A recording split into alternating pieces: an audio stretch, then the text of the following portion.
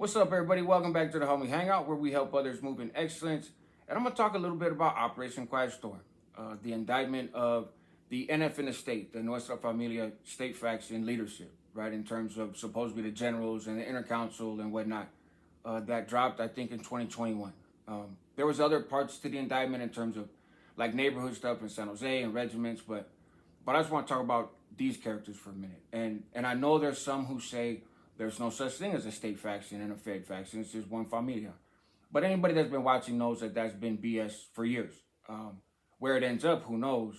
But there's very much still a divide, okay? And a lot of lives have been lost over the confusion of that divide. So to pretend like it doesn't exist is kind of foolish. Now, you guys know, people that have been watching the channel for a while, I have a history of doing legal work, right? For defense attorneys and immigration attorneys. It's work that I love doing. I've been able to have, I think a pretty big impact on the lives of individuals and helping hold the system accountable when they accuse us of stuff. This is not something I've talked about a lot, this indictment. A couple moments here and there, since it's been dropped. When it first came out, I read it online and that kind of stuff, but I've kind of steered away from it. But a few things that I want to say, and I've been kind of holding out, but I think the indictment is maybe coming towards an end. So to rewind a little bit, right? This indictment had problems from the beginning. And one of the biggest problems was that whole little virus thing that was going around when it dropped. There was no way, there was like 55 people in the original indictment. And even if you kind of, like I said, separated with the San Jose Grande stuff and whatnot, just in terms of the state leadership, it's a pretty big chunk of people, and there was no way that they were going to be able to run an indictment against all those people at the same time. So it wasn't going to be all those people in the courtroom at once. The feds were always going to have to take 3 or 4, maybe 5 people and try them in a group, right? And then when that group's done being tried, then they'll try the next group. Then they'll try the next group.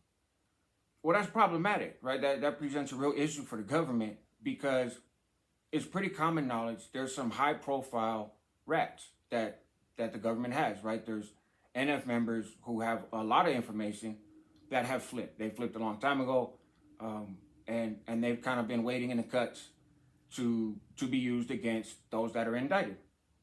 Well, here's the thing. From a defense attorney's perspective, that's a gold mine because you have these couple prosecutors that are going to prosecute, let's say, the inner council, right? And if they go to trial, then you're going to have to use your kind of ace in the hole, right? You're going to have to use these guys that have been cooperating with you and probably gave a lot of information that even led to the indictments. You're going to have to bring them out because people have a right to confront their accuser. And when you bring them out, those prosecutors prosecuting those specific individuals are really just interested in getting a conviction for their guys, right? They're not worried about the fact that there's a whole bunch of other guys that are going to be tried also. So they're looking to do their job. And the defense attorneys, again, are just looking to defend their group of guys. But after that group is done, now you go tuck that person back in a hole. You bring out a new group of people to indict with a couple new prosecutors, a whole new set of defense attorneys. And you got to put these witnesses, these informants, back on the stand. Anytime they get up there, everybody's going to be listening to everything that they say in terms of the defense teams and taking notes and looking for any opportunities to kind of, hurt their credibility. And their credibility is already kind of hurt in the eyes of people because they're rats, right? Because they were once participants in the mob and then they flipped. So there's always that aspect. But when you add to it, them having to testify over and over and over and over again about situations that overlap or about the same situation, just from the angle of, this person's involvement and then that person's involvement, it really makes the government's case difficult. So it's never really made a lot of sense, right? There's always been kind of questions, I think, from outside observers like myself. What are they going to do? How are they going to play this out? And there was no bodies in this indictment. There's attempts, right? There's conspiracy to attempt, but there's no real bodies. Now, a lot of people have passed away during this period of time, so it's kind of a wonder for a while, like, are they going to add bodies and new indictments or whatever? But apparently they've gone the route of just pleading people out, right? And I mean, they're getting decent little chunks of time, right? 55 months, 70 months, Chuco somewhere around 10 years, Sammy Luna, I'm not 100% sure, but I'm guessing it's in the same range, right? So these individuals all have state time to do. A lot of them are lifers in the state, right? So they're pleading out, they're doing their little Fed sentences, and so far these individuals are spread out in the feds, right? The ones that we know where they are in terms of the state hierarchy, if you will, you know? Now, from what I've seen, aside from maybe ADX, there's not overlap in where these individuals that are already transferred to the feds, where they're being housed versus where existing NF members in the feds, those that would be considered the federal faction, right, where they're housed at. There's only 7 yards in the feds where the NF goes, right? And only 2 of those are USPs, or are called penitentiaries. If you're labeled as an NF member by the feds, right, if you're validated, so to speak, by the federal government, you can't go to any security level lower than a USP. So it'd be Pollock or Macquarie or ADX, obviously, or like the Smooth program, maybe, right, which is like their step down thing, whatever. I don't pretend to fully understand it. But so there's only limited places they can go. And these individuals that are there so far, I don't think are really overlapping with existing NF members. Where, Chuco and them goes, it remains to be seen. I would not be surprised if him and Sammy Luna wind up going to ADX, at least for a little while they kind of figure out where to put them. But it's interesting. Are the feds going to put these individuals together? The federal government, right? Is the government going to house the state NF leadership with the Fed NF leadership, or just NF members, period, on the same yards? Or are they going to keep them separate? That's entirely up to the federal, Bureau of Prisons, Board of Prisons, Bureau of Prisons, whatever. That's all up to them. Nobody tells them what to do. You can't say, well, as a part of this plea deal, I'm going to do my time in the state. Or as a part of this plea deal, I'm going to do my time in the feds, or anything else. People can make recommendations, but a judge can't even guarantee that you're going to be housed somewhere. It's entirely up to the federal classification system. I would expect these dudes to stay in the feds, but it's a real question about if the government is going to mix them. See, the government, in terms of monitoring the federal system, they don't really want bloodshed. They don't want the drama. So if they think it's easier to just keep these guys apart, then that's probably what they'll do, right? But if that happens, then from the NF angle, what kind of unity happens? What type of accountability happens? Because we already know, because people talk, right, that some of these individuals, namely DC and Conejo, right, that they got something coming, right, that's been put out there repeatedly in a bunch of different places. So these fools can't walk the yards, with the likes of Skip and Pinky and them dudes. It's not going to work. And I don't think the federal government would throw them out there just to kind of see what happens for shits and giggles, but who knows? I also don't think they're likely to hand them back to the state, but at some point, for these dudes that are taking deals in the feds that are shorter than what their state sentence is, so for example, lifers that are taking deals for just, 5 years, 10 years, their time's going to run out in the feds. Then they're going to have to go back to the state, right? It's going to be very interesting. It's very messy. But from a legal standpoint, I'm wondering something. And that's this. Let's say they make a deal with DC, and they make a deal with Conejo and the rest of these cats, right? Puppet, whoever. That doesn't involve them going to trial, right? And right now they got it down to, I think, a manageable enough group that if they wanted to really press these dudes and press them for everything and not offer any deals and say, nah, we're going to go to trial, they could do that easier now that a bunch of people have played out. And then they have these confidential informants, these unindicted co-conspirators, these rats, these whatever you want to call them, right? They have these dudes that they can go put on the stand and probably only have to put up there once, which that wouldn't be such a big deal. But is that the play? Or do you make a deal with DC and Conejo and Puppet and these other guys, right? For 10, 12 years, 15 years, maybe, whatever, right? Just to kind of get the indictment done.